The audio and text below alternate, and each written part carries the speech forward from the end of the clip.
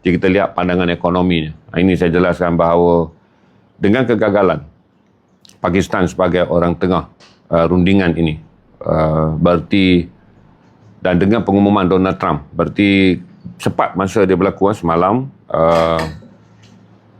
Pakistan mengesahkan mereka menjadi orang tengah untuk membawa 15 syarat yang dikenakan oleh Amerika sekiranya Iran mahukan rundingan damai. Syarat tu sampai 1 jam tak sampai, kita dengar Muhammad Baqir Khalifah, speaker Parlimen Iran yang memainkan peranan penting bagi pihak IRGC menolak dengan menganggap syarat-syarat yang dikenakan oleh Amerika adalah eksesif, melampau. Dan kalau tuan-tuan tengok syarat-syarat ni dan tuan-tuan dah boleh baca dah, syarat ni banyak dikeluarkan oleh media tempatan, Berita Harian siarkan, Sinar Harian dah siarkan. Bahawa syarat-syarat ni kalau kita baca pun, dia bukanlah syarat untuk tujuan ceasefire 1 bulan yang dicadangkan oleh Amerika, tapi dia jelas adalah tekanan untuk mengaku kalah pada perang ini. Ini menjadikan Iran menolak. Dan respon daripada Iran menolak, hari ini Presiden Donald Trump mengatakan bahawa satu serangan lebih besar dengan menggunakan perkataan hell sebagai gambaran inilah skala yang mereka akan lancarkan. Skala ini kita akan tunggu sama ada akan berlaku ketika Amerika sedang membuat pertukaran strategi perang dengan mengundurkan kapal perang Gerald Ford, tetapi menghantar 2 kapal perang baru, USS Tripoli, USS Boxer. Besok kita akan lihat apa USS Tripoli dan apa USS Boxer. Apabila saya baca dan saya rujuk kepada platform yang lebih jelas, boleh menjelaskan tentang kelebihan USS Tripoli dan USS Boxer yang sedang bergerak daripada Amerika Syarikat. Dan begitu juga dengan konvoi 3,000 Marine Amerika dan juga angkatan baru yang mungkin akan menyusulkan. Semua benda ni hanya akan sampai ke lokasi perang dalam tempoh pertengahan bulan April. Tapi antara pertengahan bulan April, kalau tuan-tuan tengok hari ini, serangan yang berlaku di Shiraz, Bandar Abbas, Mashhad, Isfahan dan juga Tehran. Skalanya sangat besar dengan mula menyerang zon industri.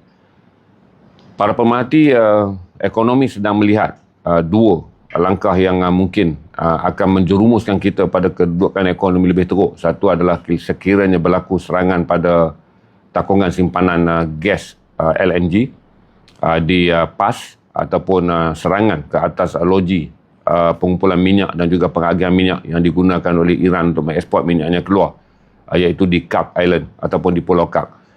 Sekiranya Amerika mengatur 2 langkah ni, ingat ini bukan pandangan saya, ini adalah pandangan pakar perang yang saya tak boleh ingat nama dia, diinterview oleh Al Jazeera.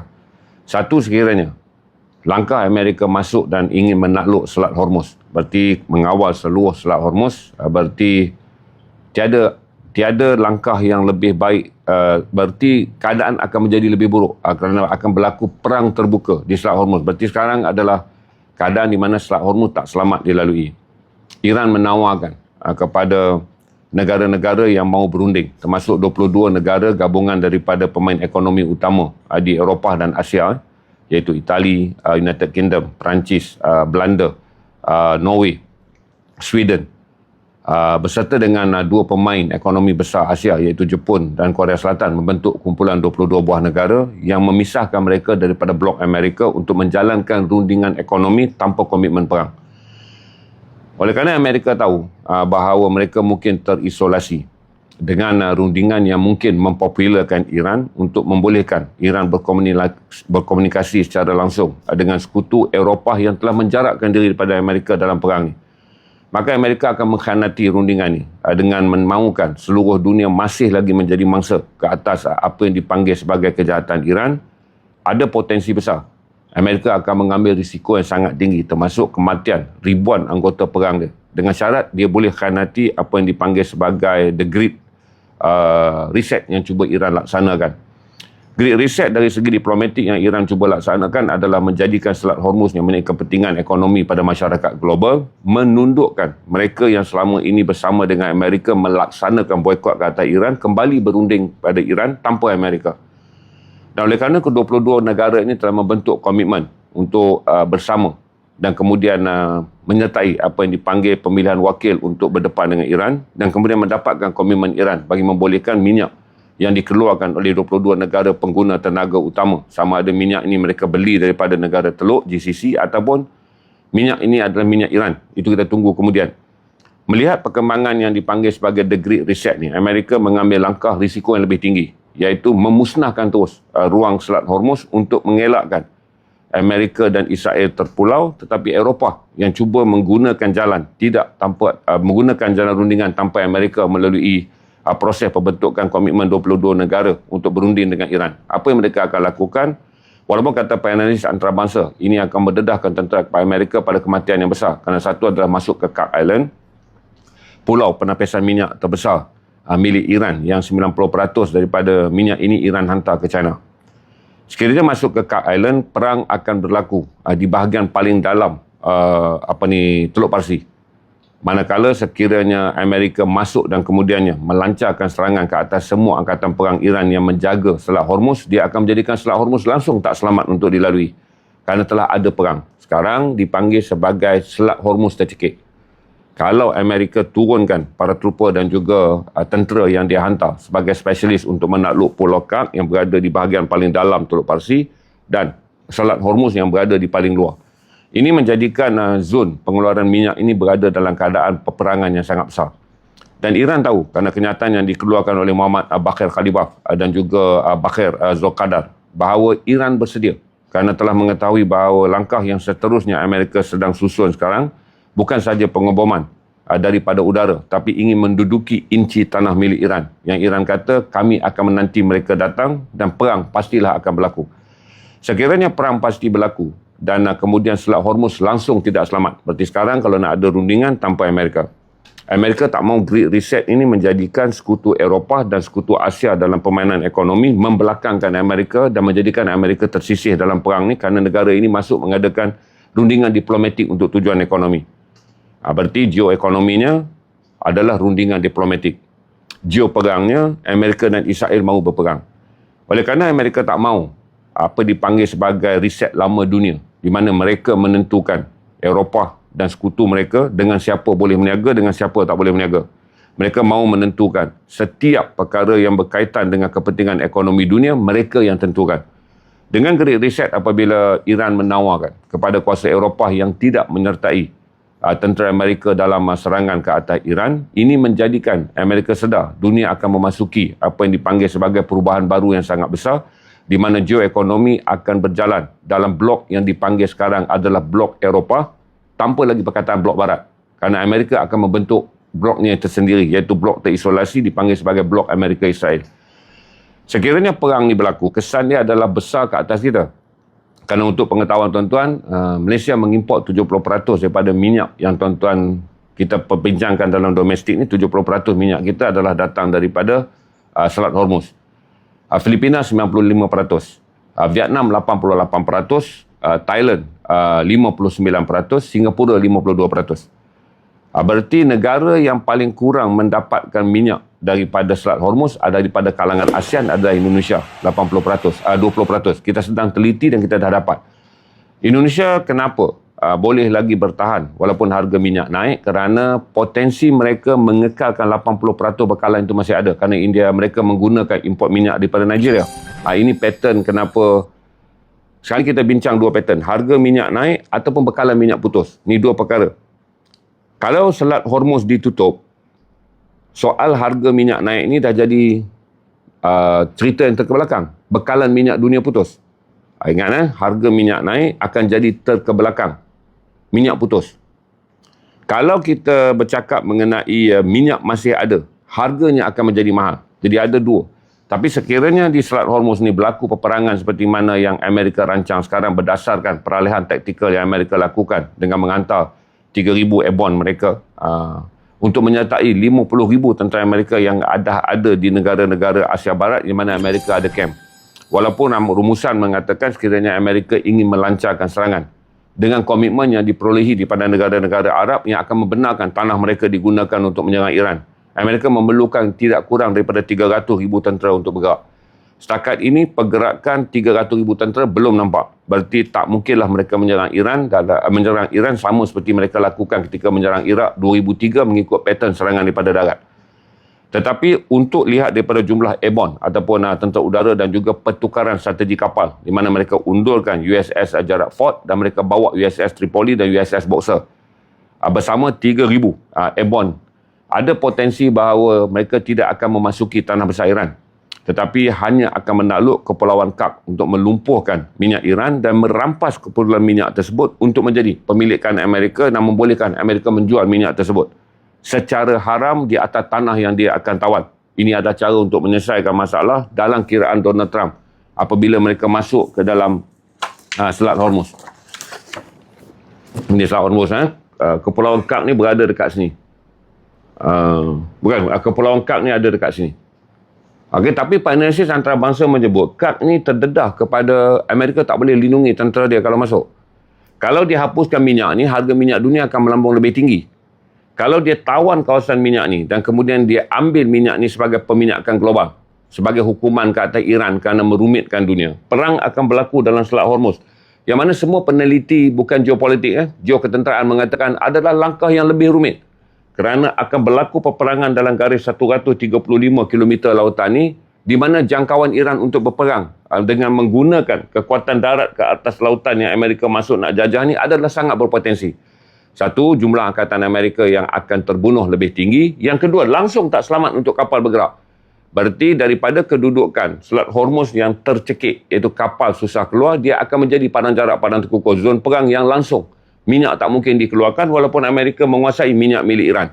Walaupun negara-negara Arab mendapat lebih banyak perlindungan daripada kapal perang. Perlindungan daripada kapal perang tidak akan menjamin minyak dapat dikeluar kerana perlindungan daripada kapal perang Amerika akan menghasilkan peperangan yang lebih besar di Selat Hormuz. Ini yang dibincangkan secara meluas dan tadi saya pun dengar pandangan daripada peneliti Omar Muhammad Al-Masri. Kata Muhammad Al-Masri, apa pun yang kita teliti sekarang, Muhammad Al-Masri adalah seorang pensyarah kanan di Institut Doha.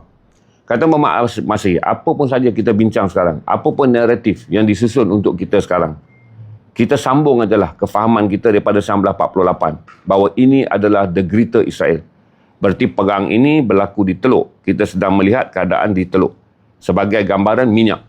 Tetapi realitinya perang ini akan menghasilkan apa yang sekarang Iran lancarkan di bahagian Lubnan. Untuk mengetahui tuan-tuan, saya tunjuk garis baru peta Lubnan. Ini. Kita disuruh untuk memerhatikan Amerika dan tindakan Amerika dan Israel di negara Teluk kerana kita semua terkesan oleh minyak. Israel telah pun memasuki secara jelas hari ini. Mereka telah mengatakan bahawa mereka telah menakluk Tyre. Betul. Ini saya dapat sahkan daripada laporan Zain Khadri, wartawan Al Jazeera. Di Tyre dan ni. Sebelum ni, yang tuan-tuan yang 100,000 orang yang tak pernah ikut ZRA Stream, saya jelaskan pada tuan-tuan bahawa ketika jatuhnya rejim Bashar al-Assad pada 8 hari bulan, 12 hari bulan Disember tahun 2023, tentera Israel, 2024, tentera Israel dah masuk ke bahagian darat Syria. Dan dia ambil garis lengkung ni sampai ke Mount Helman. Kalau tuan-tuan rujuk, ketika mereka berjaya menakluk Mount Helman pada 12 hari bulan Disember tahun 2023, Benjamin Netanyahu sampai di sini. Mengatakan puncak yang paling penting untuk mengawal perluasan the greater Israel daripada Lubnan sampai ke Jordan adalah puncak ni. Dan dia terbang sendiri mengisytiharkan puncak ini adalah sebahagian daripada wilayah Israel. Berarti ada dua lokasi di mana tuan-tuan kita semua memberi perhatian kepada ekonomi yang terjejas teruk, di mana dunia yang tak mempedulikan tentang the greater Israel kerana tak membabitkan tanah air mereka. Eropah tak peduli apa berlaku pada greater Israel kerana dia adalah perluasan tanah wilayah Israel ke atas tanah Arab. Asia tak pedulikan the greater Israel kerana greater Israel adalah isu yang akan timbul di Asia Barat. Di atas apa yang dipanggil sebagai pertelingkahan di antara orang-orang Israel dan orang Islam. Jadi tak banyak berita yang akan keluar tentang the greater Israel. Jadi kata Muhammad Al-Masri, kita orang Islam ni ambillah saja kefahaman yang paling asas yang kita ketahui. Bahawa perang ini secara inci tanah adalah usaha Israel untuk meluaskan the greater Israel. Perang ini secara ekonomi adalah langkah untuk memusnahkan Iran. Kerana Iran tak berada dalam the greater Israel. Tapi apabila Iran menjadi revolusi Islam yang pertama, tahun 79, Iran mengisytiharkan Israel negara haram. Israel harus dihapuskan. Maka saya jelaskan oleh kerana Iran mempunyai satu kefahaman untuk memusnahkan Israel daripada tahun 79. Dunia tak peduli. Itu urusan Iran dengan Israel. Israel pula mempunyai satu kefahaman untuk membina the greater Israel seperti mana PES yang dipakai oleh tentera mereka. Dunia tak peduli kerana dia tak membabitkan tanah orang Eropah dan dia tak membabitkan tanah orang Asia.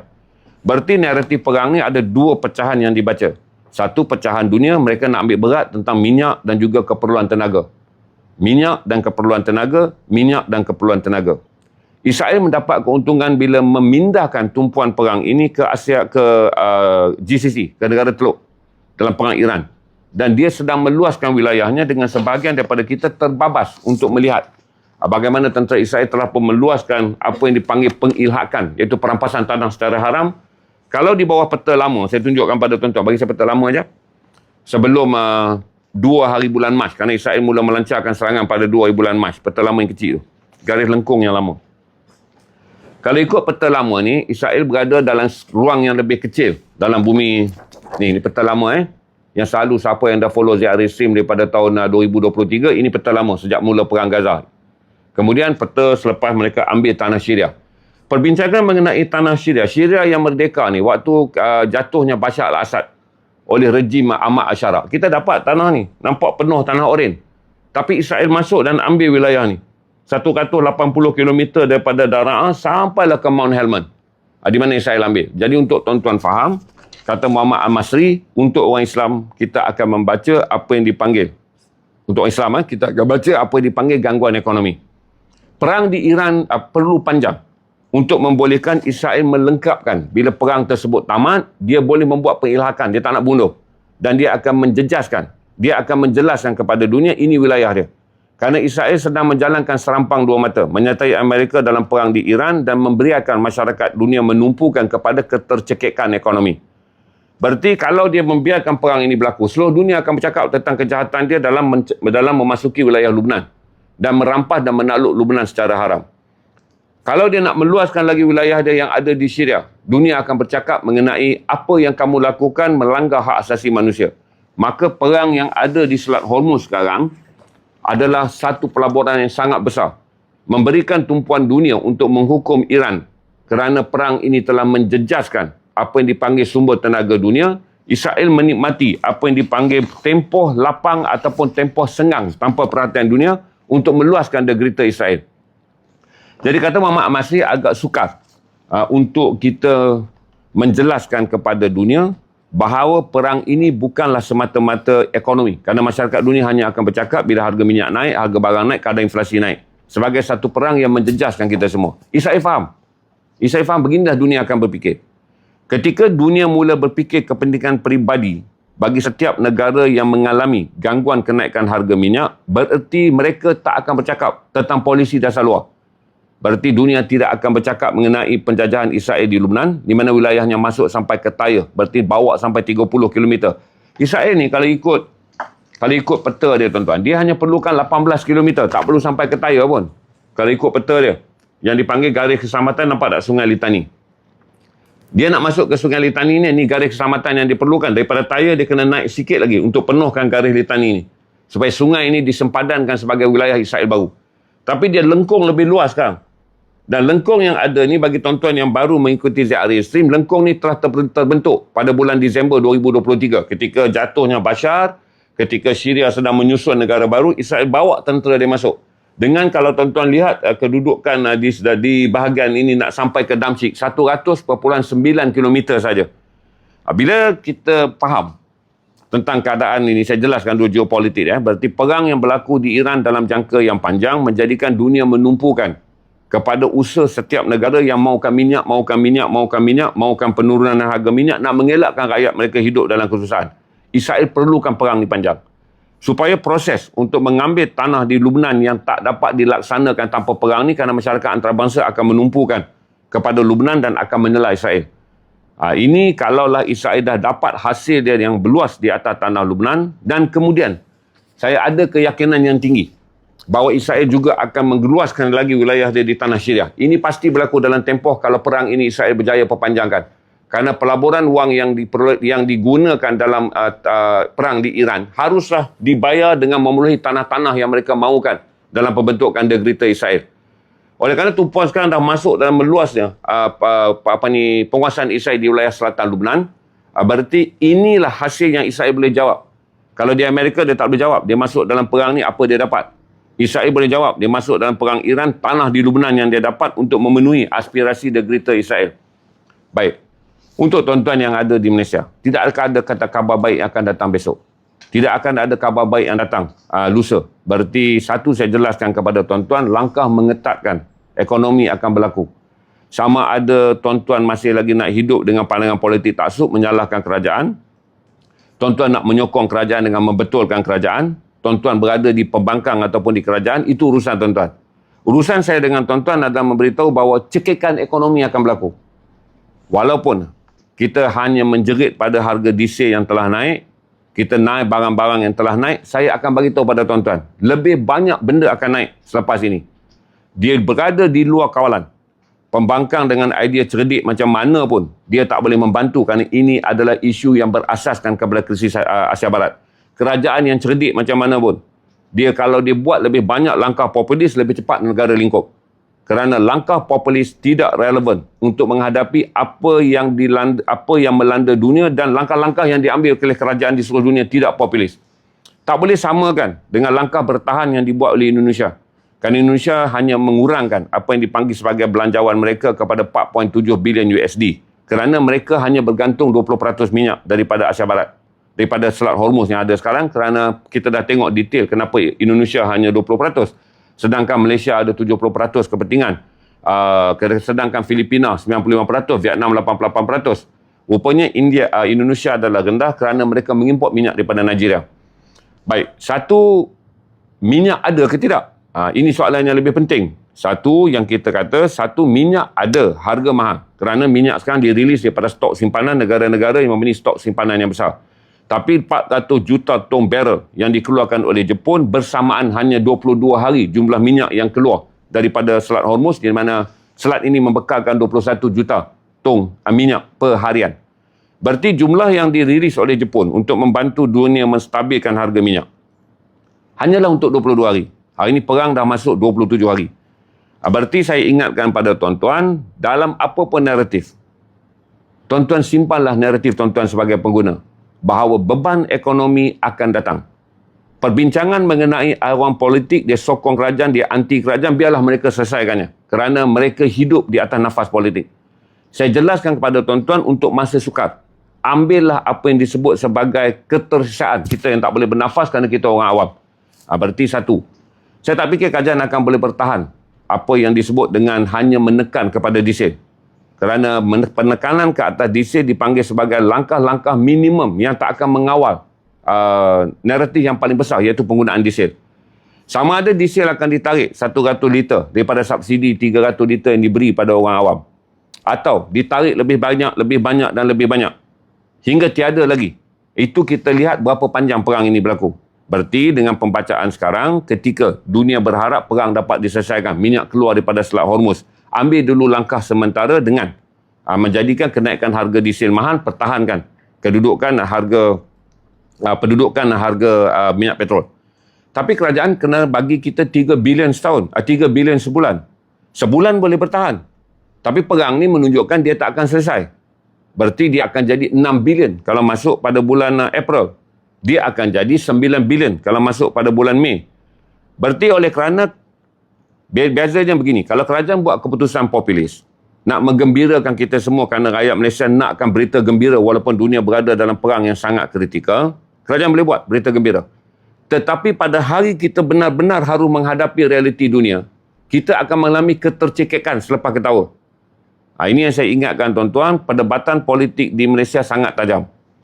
Untuk mendapatkan informasi yang relevan untuk tuan-tuan dan kita semua sebagai pengguna sangat rumit. Kerana dominasi politik dalam informasi adalah sangat besar di Malaysia. Pelobi-pelobi suara sivil yang berkhidmat kepada tuan-tuan menjelaskan kehidupan kita sebagai masyarakat awam sangat sedikit. Menjadikan semalam pun saya bagi sembang dengan kawan-kawan. Naik menyampah dia. Seorang datang dengan kerajaan ni zalim, seorang datang dengan pembangkang cerdik. Saya dah boleh faham dah. Ini saya jumpa kawan-kawan saya dalam level yang saya anggap cerdik lah. Saya kata yang cerdik pun begini jadi dia. Apatah lagi jadi kepada yang naif. Yang cerdik ni tak naif. Pengetahuannya banyak, pengalamannya banyak. Tapi kerana ketaksuban politik, yang cerdik pun kelihatan seperti sangat naif. Tapi bagi yang naif, yang memang mereka ini tak tahu apa sebenarnya berlaku, Kesedaran kita tentang berita ekonomi antarabangsa menjadi sangat rendah kerana kita terperangkap lebih daripada 10 tahun bercakap mengenai politik tempatan dan politik tempatan. Selepas 10 tahun, kita terkejut. Ini bukan lagi kisah tentang parti pembangkang ataupun kisah tentang kerajaan. Ini adalah kisah siapa saja yang menjadi Perdana Menteri. Dia tak akan boleh menyelesaikan apa yang sepatutnya disampaikan kepada tuan-tuan. Berarti seperti mana sebelum raya saya dah bagi tahu tuan-tuan bahawa selepas hari raya kita tak akan ada lagi apa yang dikatakan sama seperti hari raya. Kerana semua produk yang akan sampai pada negara kita pada selepas hari raya adalah yang telah terlibat dengan harga minyak yang mahal. Ini saya jelaskan untuk tuan-tuan faham. Jadi ambil langkah untuk tidak membaca perkara-perkara yang bersifat politik yang kemudiannya menjadikan tuan-tuan berada dalam perkara-perkara remeh yang membuatkan tuan-tuan tak bersedia. Tuan-tuan akan hanyut juga dalam arus. Ini adalah kerajaan yang buruk. Datang seorang lagi, ini adalah langkah yang betul. Jadilah pengguna dan jadilah orang yang terimpak terus kerana yang akhir sekali, poket kita yang akan terjejas. Yang akhir sekali, ketika kerajaan dan pembangkang berdebat, penyokong dan pelobi dan pentaksub mereka berdebat, berjuta-juta isi rumah di Malaysia adalah orang yang tak akan makan perdebatan mereka. Tak akan mengenyangkan kita. Perdebatan mereka hanya boleh menimbulkan sentimen. Kita marah kerajaan atau kita suka kerajaan. Kita marah pembangkang atau kita suka pembangkang. Tetapi hari ini yang saya jelaskan kepada tuan-tuan adalah tentang tentang nasi di atas meja. Tentang makanan di atas meja yang akan terjejas. Sama ada. Tuan-tuan sedar ataupun tidak. Maka itu saya bagi tahu pada tuan-tuan bahawa harga barang akan meningkat dengan begitu besar. Dia bukan kisah tentang minyak. Hari ini berdebat sampailah tentang minyak warna putih, minyak. Dah datanglah spekulasi minyak tipu.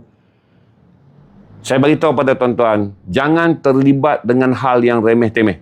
Apa itu hal yang besar? Hal yang besar adalah ekonomi kita semua akan terjejas dengan teruk. Ekonomi kita semua itu apa? Buang saku kita akan menjadi kecil.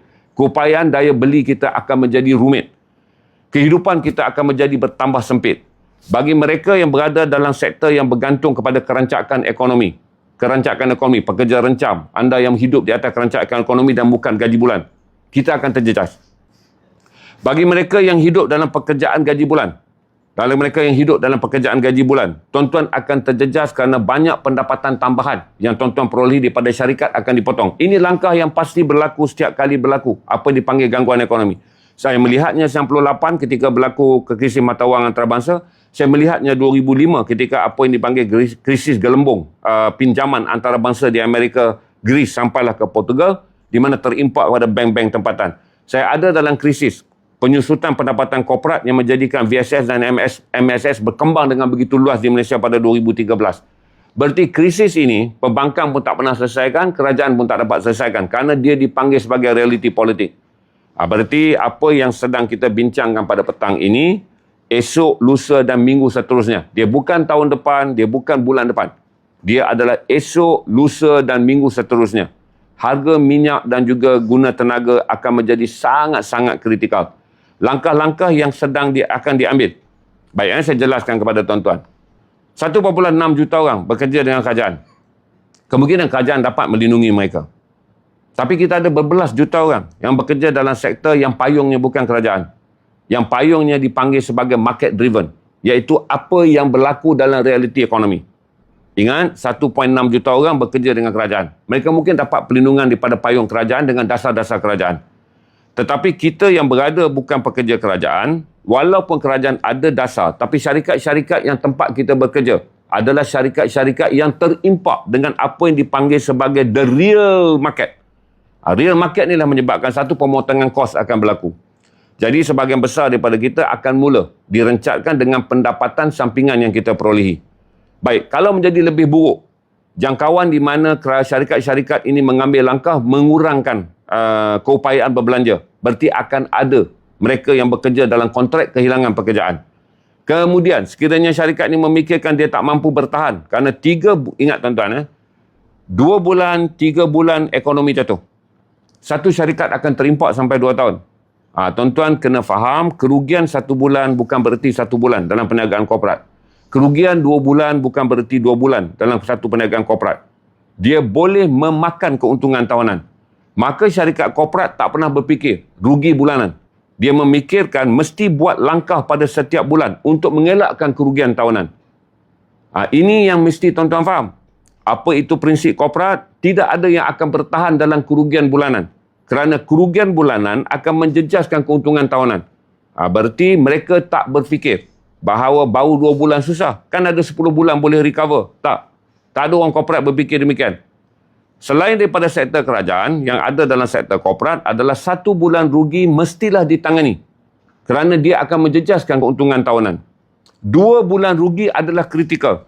Kerana dia akan menjejaskan keuntungan tahunan. Maka saya ingatkan pada tuan-tuan, jangan terjebak dalam perbincangan cinta dan benci kepada kerajaan. Jangan terjebak pada perbincangan cinta dan benci pada pembangkang. Kerana urusan hari ini kalau sampai ke pintu rumah kita, tak dapat lagi siapa bantu.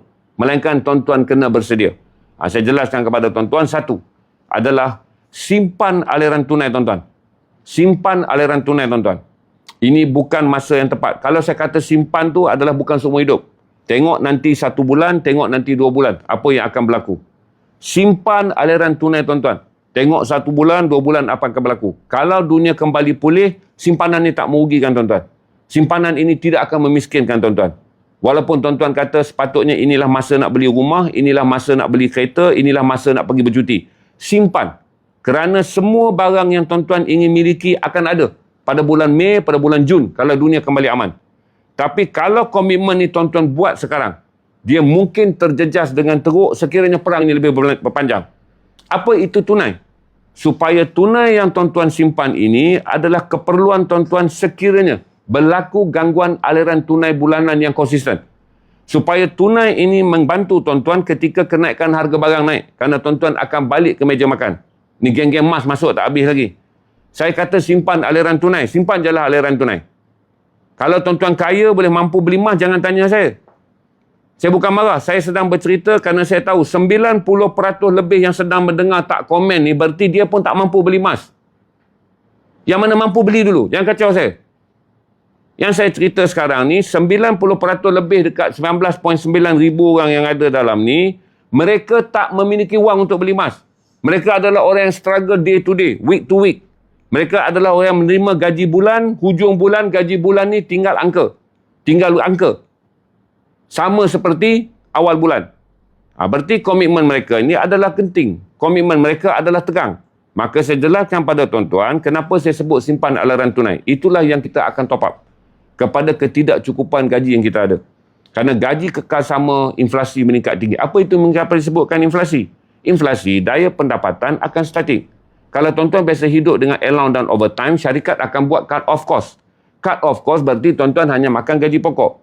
Kalau tuan-tuan dah membiasakan 4-5 tahun tuan-tuan, 6-7 tahun tuan-tuan, dengan dipanggil sebagai pendapatan bercampur, tuan-tuan kena merenung semula. Pendapatan bercampur akan hanya menjadi pembayaran pokok. Bila menjadi pendapatan pokok, tuan-tuan akan ada defisit income. Baik, tuan-tuan kata tak ada duit.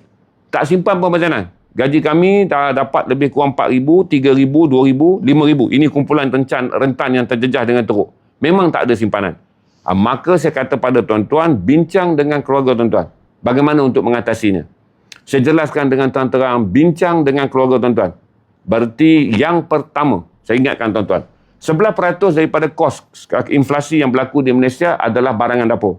16% daripada kos inflasi yang berlaku di Malaysia adalah ke atas harga makanan. Walaupun inflasi Malaysia ni below 3%. Tapi dia kira pada semua. Kadar inflasi ni jadi rendah kerana bahan binaan inflasinya rendah. Kadar inflasi menjadi rendah kerana kos-kos lain rendah. Tapi kos harian yang kita hadapi, daripada kadar inflasi yang bunyinya cantik tu Malaysia di bawah 3% berarti negara sihat. Tetapi inflasi makanan kita tinggi. Inflasi keperluan harian kita tinggi. Ini saya nak jelaskan kepada tuan-tuan untuk faham. Jangan tanya air apa semua dulu. Yang saya tengah jelaskan ni pun tuan-tuan tak faham lagi. Saya sedang cerita wang tunai. Sekejap lagi bila saya kata question and answer, tuan-tuan baru tanya. Nak tanya air ke, nak tanya apa ke. Saya sedang bercerita tentang perkara yang paling penting. Tunai tuan-tuan. Tolong dengar dengan serius benda yang saya sampaikan. Jadi ini adalah gangguan yang sangat-sangat sulit. Ya, kepada pendengar getah saya faham. Kepada orang yang peladang saya faham. Cuma ambil kefahaman ni, kita akan melalui tempoh yang susah. Kita akan lalui tempoh yang susah. Saya tak perlu menangis untuk bagi tahu tuan-tuan, minggu depan adalah minggu yang sulit untuk kita. Hari Jumaat, Cabinet Meeting. Kerajaan mungkin mencari cara untuk menyampaikan kepada tuan-tuan hal-hal popular. Kerana negara kita ni rumit. Satu kerajaan bercakap benar, dia akan menghadapi masalah dengan pembangkang yang hentam dia. Satu kerajaan yang menyembunyikan rahsia akan menjadikan dia popular dan kemudiannya kita berada dalam keadaan tertipu. Rumit untuk menguruskan negara ni yang sangat politik sifat dia. Maka saya dengan tuan-tuan ni, anggaplah hari ni kita tak ada parti politik. Kita orang awam yang ada keluarga untuk dijaga. Kita ibu dan ayah yang ada anak untuk diberi makan. Kita anak yang masih ada orang tua untuk dijaga. Maka ini menjadikan tuan-tuan bebaskan sekejap pandangan tuan-tuan daripada ikatan politik. Jadi ikatan yang saya nak sampaikan kepada tuan-tuan, kerana kita adalah rakyat sama rakyat, kita akan melalui minggu yang susah. Kerana perang ini tiada tanda-tanda akan berakhir. Saya jelaskan pada tuan-tuan, masuk hari ini, perang ini tiada tanda-tanda akan berakhir. Nanti saya jelaskan pada tuan-tuan kenapa tiada tanda untuk berakhir. Malah kita jangkakan, dengan serangan yang ditukar pattern oleh Amerika hari ini, Amerika mula menyerang Shiraz, Bandar Abbas, Mashhad. Mashhad ni Amerika serang adalah sebagai penghinaan kerana ini adalah bandar suci bagi orang-orang Iran. Berarti perang ini mula membawa kepada bahagian yang paling sensitif yang akan merongkah Iran untuk menjadi lebih marah kerana dia jatuh di atas bandar suci orang Syiah. Kemudian perang ini sendiri juga dilancar ke Isfahan dan dilancar ke Tehran. Tumpuan kali ini pada zon industri. Selepas saja Amerika menjalankan 8,000 pengoboman yang dia kata pengoboman kepada persenjataan. Tapi saya fikir 8,000 peluru dia lebih banyak kepada kesia-siaan. Sebahagian daripada fungsi senjata Iran masih lagi berfungsi. Untuk penjelasan tuan-tuan, siang tadi, sebelum saya live dengan tuan-tuan, Iran berjaya bocor satu lagi serangan ke dalam tanah Israel. Cuma saya tak boleh ingat nama tempat tu apa, saya lupa. Bunyinya mudah untuk diingat tapi saya lupa. Bukan. Nama kampung tu bunyi kampung Islam. Serangan tu jatuh tadi. Dan saya jelaskan pada tuan-tuan, Israel sedang meluaskan wilayah serangan dia untuk memenuhi the Greater Israel. Berarti dia labur wang ni dalam perang. Jatuh di Iran yang tak ada dalam peta yang dia nak jadikan the Greater Israel, iaitu Israel Raya. Tapi wang tu dia boleh jelaskan. Kita belanja berapa bilion pun kita dapat 30 km sungai Litani. Tanah yang kita impikan untuk menjadi sebahagian daripada the Greater Israel. Berarti bagi negara-negara yang sedang berperang, mereka sedang berjuang apa yang mereka sebut sebagai maruah peperangan. Kita menontonnya sebelum ini dengan melihat keadilan sejagat kepada maruah siapa yang betul. Sudah pastilah kerana Amerika dan Israel yang menyerang Iran, Iran mempertahankan maruah dia. Cuma maruah ini menjadi minat kepada mereka yang ingin tahu sebagai manusia siapakah yang benar dan siapa yang patut dibela. Tapi sebagai peringatan pada tuan-tuan, maruah akan menjadi perkara yang terkemudian setelah saudara fikirkan kerana sekarang datang apa yang dipanggil beban ekonomi yang telah sampai ke pintu rumah kita. Beban ekonomi yang telah sampai ke batang hidung kita. Jadi saya jelaskan, banyak perkara yang sedang kita alami sekarang akan berubah dengan pantas hari ke hari. Bukan lagi tentang bulan depan. Berarti saya jelaskan ada potensi. Pada minggu depan, kenaikan harga barang akan berlaku di luar daripada kawalan kerana ini is a free market. Saya jelaskan pada tuan-tuan Thailand. Thailand mengalami peralihan kerajaan. Kerajaan baru akan angkat sumpah di bawah parti yang sama. Kerana ini adalah kombinasi kerajaan yang sama di Thailand. Apa yang Thailand buat? Mereka diletihkan dengan penguatkuasaan. Jadi Thailand kata, kalau nak buat kekuasaan harga, kawalan harga minyak, akan berlaku banyak benda yang rumit dalam negara dia. Thailand mengambil langkah mudah. Lepaskan harga minyak pada kenaikan mengikut pasaran. Supaya rakyat sendiri sesuaikan diri. Kerana satu, Thailand tak ada duit nak subsidi. Kalau Thailand buat peraturan yang ketat, dia terpaksa melihat orang menjual minyak dalam pasaran gelap, menjadikan negara dia penuh dengan apa dipanggil pelanggaran undang-undang yang perlu dipatuhi. Jadi Thailand balik back to basic. Lepaskan harga minyak pada pasaran sebenar dan biar rakyat tentukan bagaimana mereka nak menyesuaikan diri dengan ekonomi. Ini membolehkan Thailand juga menyertai apa dipanggil domestic reset. Domestic reset ni, biarlah rakyat mendisiplinkan diri mereka dengan keupayaan mereka. Sama ada rumit ataupun senang, rakyat uruskan. Di Malaysia kita akan ada masalah sebab kita tak pernah reset rakyat kita. Kerana kita sentiasa beranggapan sebuah kerajaan yang ditubuhkan dalam apa jua keadaan, dia mesti melindungi rakyat. Tapi dalam keadaan yang sangat luar biasa sekarang. Sangat luar biasa. Berarti saya cerita pada tuan-tuan, hujannya hujan batu. Payung yang ada pada kerajaan tak boleh menampungnya. Dia boleh lindungi kita, payung ni jatuh lindungi kita. Dapatlah satu golongan kepentingan. Batu tu akan melantun jatuh atas kepala orang lain. Faham hujan batu turun daripada langit. Kerajaan ni bagilah payung lindungi kita orang B40. Tapi batu yang jatuh daripada langit ke atas payung melambung, jatuh ke tangan orang lain. Jadi akan ada orang dapat lantunan batu. Seperti mana yang kita bincang bila diesel ditarik balik. Bila subsidi diesel ditarik balik, orang marah kerana Sabah dan Sarawak dapat. Kerajaan bagi payung pada Sabah dan Sarawak kerana penggunaan diesel bagi sebuah negara yang besar, negeri yang besar, wilayah yang besar adalah penting. Kedudukan ekonomi rakyat di Sarawak adalah sangat terjejas. Yang kedua, penyeludupan diesel di atas minyak subsidi di Sabah dan Sarawak permintaannya tak tinggi seperti Semenanjung. Baik, kerajaan naikkan di Semenanjung. Bila naik di Semenanjung, ada luka dia nak lindung payung di mana minyak ini dijual dalam pasaran gelap. Bukan perkara baru. Diesel di negara kita murah, industri di Thailand minyak dieselnya mahal. Jadi lautan kita dan sempadan kita menjadi tempat menghantar diesel yang disubsidi oleh kerajaan kepada pasaran gelap di Thailand. Maka last sekali kita lepaskan diesel kita pada sejajar dengan Thailand. Satu adalah supaya Thailand tak lagi membeli diesel kita dan diesel kita tak ada value di Thailand. Dan kemudian kerajaan boleh strukturkan semula dengan melihat diesel ni sebenarnya berapa keperluan domestik yang tepat. Dan kemudian setelah melihatnya, barulah boleh diberi perlindungan. Kalau tidak diberi perlindungan, kita tak tahu berapa sebenarnya diesel yang diperlukan di negara kita. Kerana semua orang mengatakan mereka perlukan diesel. Tapi diesel dalam negara kita yang disubsidikan telah mengalir keluar kerana jualan di laut. Kerana berlaku kapal-kapal mereka yang bawa ke laut dan jual. Kerana industri nelayan di Thailand membeli diesel murah kita untuk mengurangkan kos operasi minyak dan bot kapal mereka untuk mendapatkan ikan dengan sebahagian daripada lautan kita menjadi pasaran gelap penjualan diesel. Berarti adalah bleeding dia. Saya pun terasa. Kerana diesel ini kenderaan lori berat. Dia membawa banyak jangkauan makanan. Dia bawa banyak jangkauan pengangkutan. Tapi tak semua payung. Itu saya kata bila kita nak lindungi payung bagi mengelakkan wang oleh cukai pengguna, wang oleh rakyat, oleh kerajaan gunakan untuk lindungan diesel, hasilnya pergi kepada negara sebelah. Kerana permintaan industri di Thailand sangat tinggi terhadap diesel. Maka batunya melantun. Selamatlah tadi nak lindungi kebocoran dan ketirisan subsidi. Batunya melantun. Kenalah kepada orang yang berada dalam industri diesel. Tapi kita tak boleh buat apa kalau kita tak payungkan dulu bahagian yang pertama, iaitu kebocoran diesel yang diseludup di luar negara. Berarti diesel kita sampai bila pun kita tak tahu sebenarnya yang diperlukan rakyat Malaysia ini berapa. Berarti akan adalah orang yang terkena batu daripada lantunan payung. Payung yang tadi diletakkan, kerana saya kata hujan batu ini masih susah. Jadi payung tu diletakkan nak lindung apa? Kebocoran dan ketirisan diesel yang dijual dalam pasaran gelap kerana subsidi kerajaan menjadikan diesel murah. Thailand tak ada diesel. Maka diesel kita dijual ke Thailand dengan margin subsidi itu dinikmati oleh perompak diesel. Jadi nak tutup pintu perompak, orang yang bekerja dengan betul akan dapat batu lantunan dia.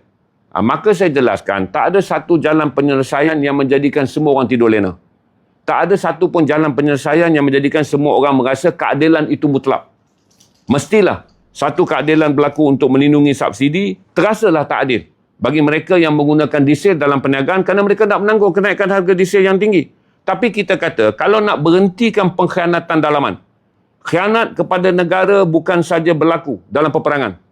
Khianat kepada negara bukan saja berlaku dalam penjualan rahsia negara. Khianat kepada negara bukan saja berlaku bila rasuah berlaku.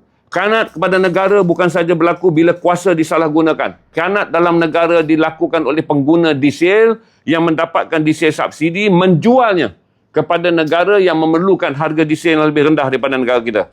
Jadi kita nak tutup pintu khianat dulu sebelum kita lihat keberkesanan melaksanakannya. Kita akan lihat. Bila dah rentan 1 bulan, rentan 2 bulan, minyak kita tak dijual di luar, barulah kita boleh dapat volume sebenar. Volume sebenar yang diperlukan rakyat Malaysia. Dan inilah masa disiplin itu diperkekalkan kerana puluhan tahun diesel kita yang disubsidi tak sepenuhnya digunakan oleh golongan yang mahu menggunakannya. Kebanyakan digunakan oleh sindikator untuk menjualnya dalam pasaran yang mendapat keuntungan daripada subsidi. Jadi kalau tuan-tuan faham bahagian ini, saya tak mempromosikan kerajaan. Tapi 20 lebih tahun saya bekerja dalam media. Isu mengenai penyelewengan diesel adalah rahsia terbuka. Tapi tak ada siapa nak atasi dia. Tiada kesungguhan untuk mengatasinya. Setiap kali nak atasinya, kita kata, oh nanti marah orang yang menggunakan diesel dalam industri pengangkutan. Kita nak naikkan harga, nanti marah orang yang menggunakan diesel dalam industri kenderaan. Tapi kita tak pernah tahu perompakan yang dilakukan selagi kita bersifat sentimental. Kesian orang diesel, kesian orang diesel. Penyamun dan perompak diesel ni menikmati keuntungan yang sangat besar di atas sentimen ni. Orang politik mainkan sentimen. Naik orang diesel, naik orang diesel, naik orang diesel. Perompak berseronok. Kerana melindungi sentimen ini menguntungkan perompak.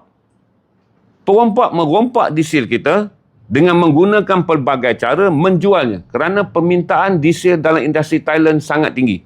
Ini membezakan kenapa Sabah dan Sarawak. Sabah dan Sarawak satu kerana rakyatnya menggunakan diesel dalam pengangkutan bot, dalam pengangkutan jarak jauh kerana ini wilayah negeri yang besar. Taburan rakyatnya dalam wilayah tanah yang sangat besar. Yang kedua, permintaan daripada zon industri tak ada di Pulau Borneo. Dia berbeza dengan kita. Laut kita sangat terbuka. Diesel kita menjadi lebih murah daripada Thailand, diesel kita lebih murah daripada Indonesia. Maka pasaran diesel rompak di Semenanjung adalah sangat tinggi. Baik, habis bab diesel. Saya akan jelaskan pada tuan-tuan juga bahawa kerajaan tak boleh bertahan dengan 3 bilion subsidi. Berarti sekarang ni RON 95. Campur dengan diesel semua ni, dia makan 3 bilion subsidi. Sebulan. Kalaulah perang ni masuk 2 bulan, 6 bilion. Kalau perang ni pergi 3 bulan, 9 bilion. Oleh kerana perang ini tak ada tarikh tamat. Kerana namanya pun perang. Penjahat yang bernama Amerika dan laknatullah yang bernama Israel ni tak reti bila nak berhenti perang. Iran yang telah tertekan dalam perang ini mengambil tindakan. Apa yang dipanggil sebagai the crazy man. Tindakan menggila dalam perang. Menjadikan Selat Hormuz ni tak tahu bila akan dapat tarikh selamat.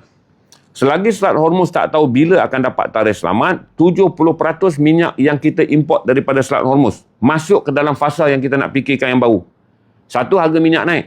Yang kedua, ada tak minyak? Yang saya dah jelaskan, kalau kita nak kira keluaran minyak, Malaysia negara pengeluar minyak. Inilah saya faham, saya nak bagi tahu pada tuan-tuan. Kebanggaan yang tidak berasaskan realiti. Kerana dulu ni kita nak tunjuk pride negara kita hebat. Si Petronas yang kita bina menara tu. Maka dia menanam kepercayaan pada rakyat. Kayalah Malaysia ni dengan minyak. Ini saya jelaskan. Dia sama juga. Dengan budak gaji 1,700 pakai Honda CR-V. Honda Ketam. Bukan Honda CR-V. Petronas hanya menghasilkan 570,000 minyak sehari. Tong minyak sehari. Kita menggunakan minyak dalam pam minyak ini adalah 712,000 tong sehari. Ada margin 150,000 tong yang kita import. Bukan kita import. Malah minyak Petronas 570,000 tong ni, 30% dia dijadikan minyak bahan bakar untuk kegunaan marine. 70% dijadikan pada kadaran yang lebih tinggi. Iaitu oleh kerana negara Arab ni kaya minyak. Arab Saudi ni tabungan minyak dia 267 bilion tong. Tengok Arab Saudi, 267 bilion tong. Dia tak naklah jual minyak yang dipanggil minyak tapisan tinggi. Dia jual minyak tong pun dia untung. Kita ni hanya ada 2,7 bilion tong. 1020 kali ganda lebih rendah daripada tabungan minyak Arab Saudi.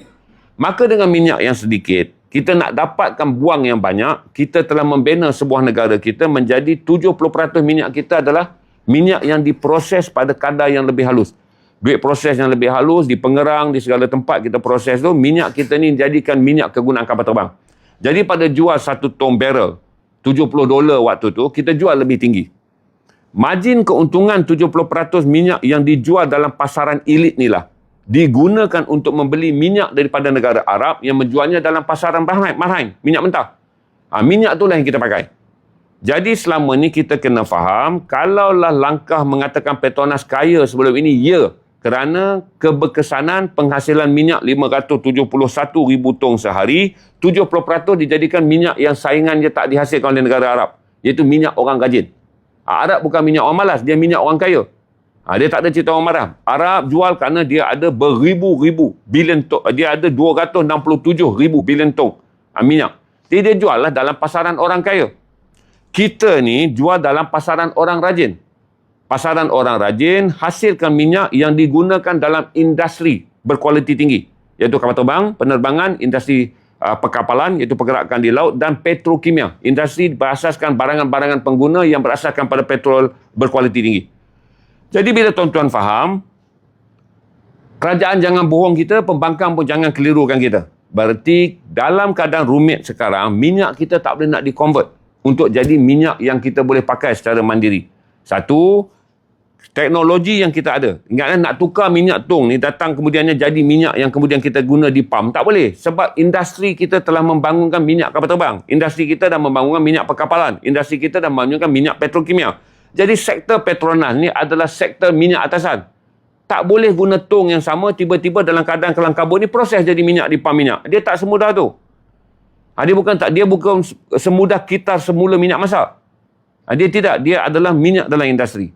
Berarti realitinya 70% minyak yang kita sedang beli daripada negara telur sekarang mengalami kenaikan harga. Di bawah data lama, kalaulah minyak naik $10, kerajaan kena tambah 3.4 bilion. Saya dah beritahu tuan-tuan dalam video lama. Kalau minyak naik $30 sekarang, iaitu 70 dah naik 100. Berarti kerajaan kena tampung pada kita 10.2 bilion. Tapi itu kiraan lama. Kiraan baru sekarang adalah kerajaan kena tampung kepada kita 3 bilion sebulan. 3 bilion sebulan. 3 bilion sebulan ni besar tuan-tuan. Kalau perang ni larut lagi, berarti kerajaan dah absorb 1 bulan. Masuk hari ni 28 hari perang. Kerajaan dah absorb sebulan. Nak absorb lagi 6 bilion. Baik, saya cerita pada tuan-tuan. Bulan depan nak kena absorb lagi jadi 6 bilion. Duit kerajaan ni, dalam belanjawan yang ada ni, dia bukan duit yang ada dalam kocek. Duit ni pun datang per bulan. PCB. Anda bayar cukai secara potongan berjadual. Itulah kutipan PCB Januari, itu kutipan PCB Februari, itu kutipan PCB Mac. Cukai. Corporate bayar cukai datang dalam bentuk peringkat-peringkat kutipan dia. 100 bilion yang diperolehi oleh custom datang dalam bulanan berdasarkan import syarikat-syarikat yang membayar barangan. Berarti duit yang ada dalam poket kerajaan sama seperti duit kita, duit gaji bulan. Di mana kerajaan juga mengutip percukaian berasaskan tahun dan bulan. Menjadikan kalau dia nak top up kepada kita 3 bilion, dia perlukan tunai kerana minyak dijual dalam pasaran tunai. Jadi mana dia nak cari duit?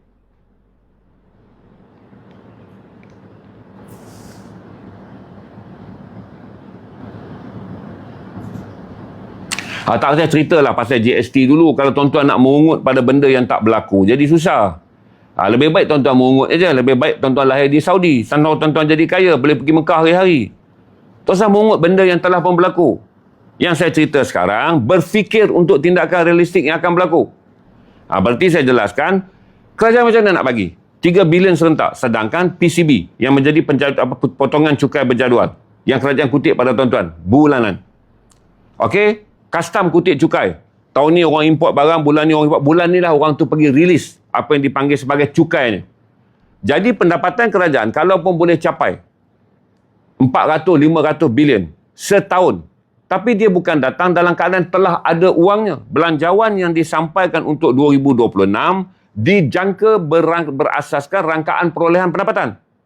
Kalau perolehan pendapatan itu menjatuh kerana perang ni berlaku dan kemudian kos menjaga rakyat meningkat kerana perang ini berlaku, berarti di mana tunai dia? Maka tu saya jelaskan pada tuan-tuan, kerajaan nak bohong kita ke, pembangkang nak bohong kita ke, realitinya kita sebagai rakyat dah tahu. Tukar kerajaan, tukar pembangkang pun dua-dua hanya boleh bercerita tentang kepentingan politik mereka. Realiti tentang kewangan negara tuan-tuan dah faham. Nak tampung 3 bilion tak mungkin ada. Tak mungkin ada. Itu saya jelaskan kenapa saya bagi tahu pada tuan-tuan, sediakan keperluan yang akan mendadak pada bulan depan. Apa yang kita lepas ini akan tekan dan lihat kerajaan adalah tentang pakej rangsangan ekonomi. Kerana negara dah tak boleh bertahan. Kalau 1 bulan nampak gila keadaan perang hari ini akan panjang, berarti kita akan lihat pakej rangsangan ekonomi. Satu kecederaan sebulan, saya cerita tuan-tuan, luka yang berlaku sehari. Nampak sehari tuan-tuan. Tuan-tuan berubat dia tak baik sehari. Dia perlukan masa perberhentian darah. Dia barukan masa parut muda. Dia barukan biasa penghasilan kulit baru. Dia ada 3 proses. Setiap kali ekonomi itu luka sama juga. Bila ekonomi itu luka, perangnya berlaku sebulan, perang itu berhenti. Bukan bulan depan kita boleh mendapat menikmati semula segala kenaikan. Bukan seperti minggu depan. Saya nak tengok je, ada siapa lagi komen ni.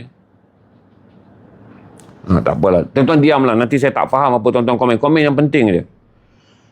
Jadi bila luka ekonomi itu berlaku pada bulan perang, bukan berarti perang itu berhenti, luka ekonomi itu terhenti, tidak.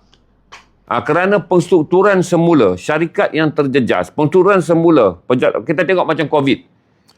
Berlaku hanya setahun lebih. Kesan daripada COVID hampir 3-4 tahun, baru nak pulih balik. Kesan daripada COVID. Maka itu kesan perang ini walaupun sekejap, tapi dia kena bahagian yang sangat penting dalam ekonomi dunia, iaitu bahan tenaga.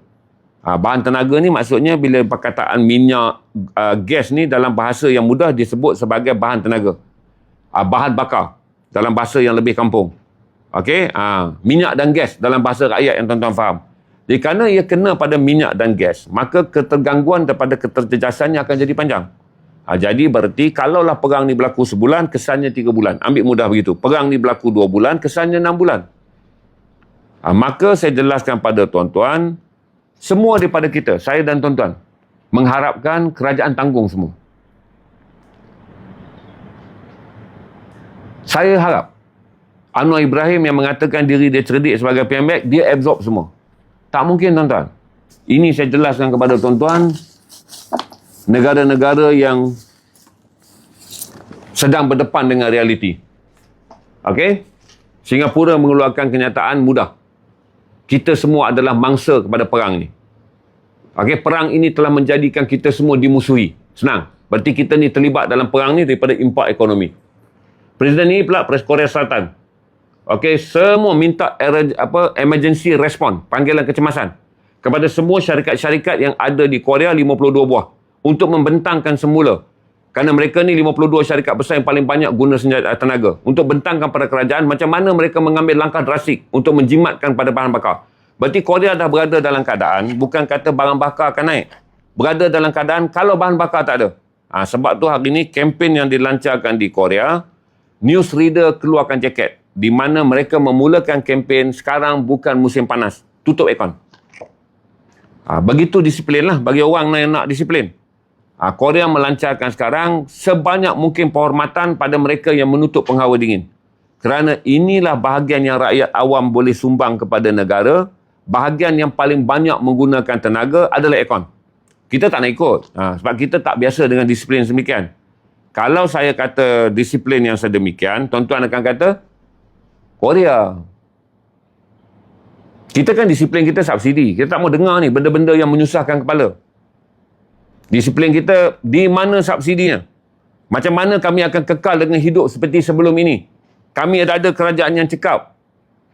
Kamu, Yang Amat Berhormat Perdana Menteri, bukankah begitu lantang bercerita tentang kepakaran ekonomi? Kita nak benda itu. Sedangkan realitinya, Korea pun baru dapat Perdana Menteri. Dia pun tak boleh buat magic. Korea ni negara kaya. Tuan-tuan benci iPhone kerana dia bersifat Israel, kita beli Samsung. Berarti Korea ni adalah simbol teknologi. Dia pun kena ambil langkah sampailah mengarahkan 52 syarikat yang menggunakan paling banyak tenaga dalam negara dia kena datang dengan plan emergency. Kamu kena kurangkan. Berarti Korea kata ada dua perkara. Satu, kalau kita kurangkan, berarti kita jimat harga yang mahal. Dan kita juga ambil kira kalau minyak tak ada. Kalau perang ni menjadikan Selat Hormuz ni ditutup, berarti minyak stok ni masih ada, tuan-tuan. Tapi untuk stablekan Venezuela, kena bina infrastruktur. Venezuela ni penyimpan tabungan minyak yang paling besar. Semua orang boleh berniaga dengan Venezuela. Tapi Venezuela berada dalam keadaan tidak aman kerana Amerika baru saja cakok negara tu. Kita boleh beli minyak daripada Rusia. Tapi kerana Rusia dikenakan sekatan dan kita sebahagian daripada negara yang menyertai sekatan kerana bimbang tekanan daripada Amerika yang juga menjadi rakan niaga kita yang terbesar. Kita bukan takut pada Amerika, tapi menjaga kesahsiahan perniagaan. Kerana Amerika ni rakan dagang terbesar. 14% daripada ekonomi Malaysia adalah dagang dengan Amerika. 16% ke 17% kita berdagang dengan China. Tapi yang mereka ambil sekarang, latih daripada sekarang untuk sampai pada titik yang lebih buruk. Okey, latih keadaan sekarang untuk sampai pada titik yang lebih buruk. Berarti satu, minyak naik harga. Yang kedua, sekiranya bakalan minyak tiada. Nak bolehkan negara-negara yang menjadi pilihan alternatif. Dia memerlukan masa yang sangat panjang. Brazil ada minyak. Okey, kita sekarang saya katakan, semua negara ASEAN ni beli minyak paling banyak daripada Tenggara Teluk. Indonesia aja beli daripada Tenggara Teluk 20%. Okey, dia bergantung 80% daripada Nigeria. Nigeria nak belayar minyak selamat tak lalu Selat Hormuz. Tapi kos minyak tetap mahal. Import daripada benua Afrika, stok minyaknya ada. Tapi betul, kapal minyak itu bergerak dengan minyak juga nak sampai Indonesia. Berarti Indonesia setakat ini lega. Dia ada minyak gantian dengan 80% minyak dia daripada Nigeria dan Australia. Tapi dia juga terpaksa menerima hakikat stok minyak dia yang terjamin tetap terjejas kerana pelayaran yang jauh menjadikan harga minyak naik. Dan dia beli minyak dekat mana pun harganya global. Kerana harga $105 USD ni tak kira kamu beli daripada negara teluk atau kamu beli bukan daripada negara teluk. Persoalan yang terbesar, kalau 21 juta tong minyak yang keluar daripada negara teluk ni terjejas, di mana nak dapatkan minyak? Maka nak membina rangkaian pengaliran minyak yang baru, kapal yang nak ditempah, perjanjian baru yang nak dibuat, laluan yang nak digunakan, akan memakan masa. Brunei jangan tanya tuan-tuan, biar dia urus negara dia. Saya cerita tentang kita yang ada di Malaysia. Semalam masuk juga nak tanya Brunei. Brunei tak apalah negara dia. Selesaikan dulu masalah yang saya tekankan kita di Malaysia. Brunei negara dia kecil. Rakyat negara dia kaya. GDP per kapita dia tinggi. Jadi dia boleh selesaikan masalah ni dengan mudah. Kita ni negara kritikal. Lapis masyarakat kita tebal. Berarti lapis masyarakat kita tebal, kaedah penyelesaiannya menjadi berbeza. Tekan cukai tinggi kepada orang kaya. Orang kaya kata sekarang dia pun tak boleh meniaga. Kurangkan banyak manfaat kepada rakyat bawahan. Rakyat bawahan kata dengan manfaat yang ada pun hidup dah susah.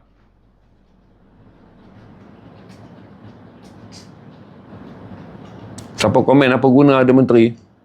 Apa guna ada menteri? Saya cerita sekarang, apa guna kau jadi rakyat? Aku tak cerita tentang apa guna menjadi menteri. Hak itulah perangai buruk orang kita.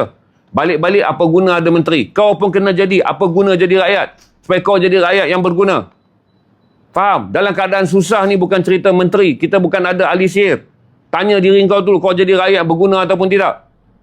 Maka saya jelaskan, untuk menjadi rakyat yang berguna, kita kena faham bahawa nak berlindung di bawah apa guna jadi menteri, apa kata kita tukar kerajaan, dia bukan realistik ni, satu dunia. Semua mengalaminya, takkan semua ni nak tukar kerajaan. Perang ni, kau tukar kerajaan, dia tak boleh menghentikan Donald Trump, kecuali kau boleh pergi tukar Donald Trump. Sebab dia yang mulakan perang ni. Ataupun kau ada darah Bani Israel, kau pergi bertanding pilihan raya di Israel, kau ganti Benjamin Netanyahu. Kemudian hentikan kekejaman dan pembunuhan ke atas orang Islam. Faham? Maka itu saya advise pada tuan-tuan. Ini adalah langkah yang paling drastik yang tuan-tuan kena bersedia untuk mengikuti apa yang disebut sebagai minggu depan. Akan jadi minggu yang lebih mencerut bagi kita semua. Besok kabinet meeting yang pertama selepas Hari Raya, saya nak ingatkan tuan-tuan. Besok bila kabinet meeting, dia akan jumpa banyak masalah. Kajian nak sampaikan pada macam-macam tuan-tuan, dia akan sampaikan dalam keadaan tak besar masalahnya. Tapi saya jelaskan kepada tuan-tuan, kerana saya tak ada kepentingan dengan kajian dan pembangkang, besar masalahnya. Besar masalahnya. Jadi 27,000 orang yang sedang dengar, saya bagi tahu pada tuan-tuan, mulai esok dan minggu depan, kita akan memasuki masa yang susah. Saya pesan pada tuan-tuan, bersedia tak berlaku, okey. Sebab kita bersedia. Tak bersedia dan berlaku, itu yang jadi rugi. Maka kalau saya pesan pada tuan-tuan bersedia, tak berlaku, alhamdulillah, tuan-tuan bersedia. Kalau tak bersedia, tapi berlaku, kerugiannya jadi berganda.